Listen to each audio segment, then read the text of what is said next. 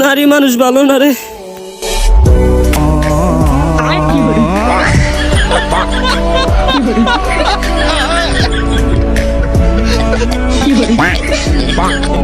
আচ্ছা শোনো, তোমার সাথে আমি আমার সম্পর্ক রাখতে পারবো না। কেন, কি হইছে? আমার বাবা আমার বিয়ে ঠিক করছে। বিয়ে তাকে কইরো আর ভালো আমাকে বাইসো। একজনকে বিয়ে করার পর একজনকে ভালোবাসা যায় না। তাহলে একজনকে ভালোবেসে আরেকজনকে বিয়ে করাটা কি ঠিক?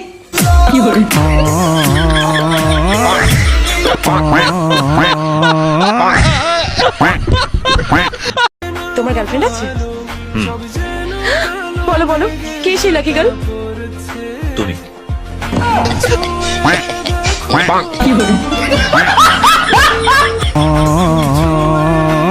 আমার বাবা যৌতুক হিসাবে তোমাকে 2 লক্ষ টাকা দিবে বলেছে। সরি, আমি নেব না।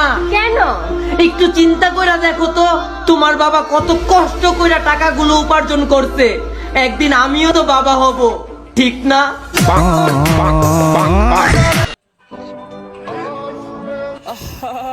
নারী কত সুন্দর অভিনয় করে, অভিনয়ের জন্য নারী সেরা রে।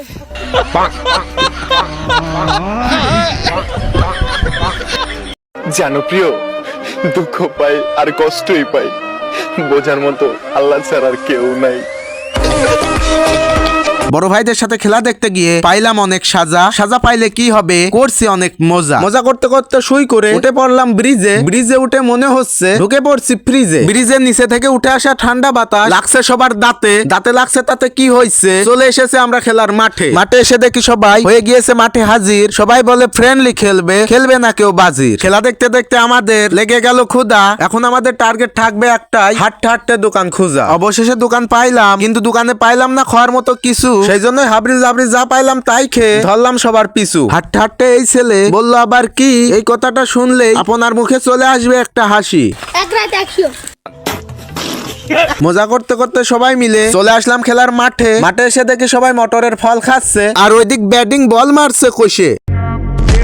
2025 সালে আমার সফলতা হবে এইরকম যে আমার সব ইচ্ছাই পূরণ হবে, কিন্তু টাকা ফুরোবে না।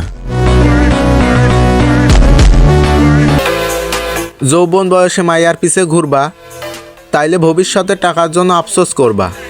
আর এই বয়সে টাকার পিছে ঘুরবা, তাইলে ভবিষ্যতে পায়ের উপর পাও তুইলে খাইতে পারবা।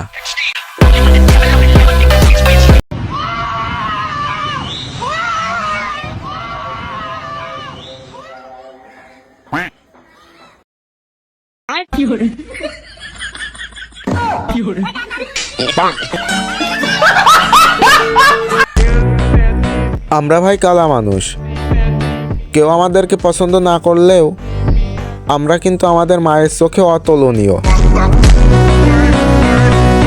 তোমাকে দেখে হস্তমৈথুন করি, প্রতিদিন করি, অনেক বেশি করি, তোমার কসম।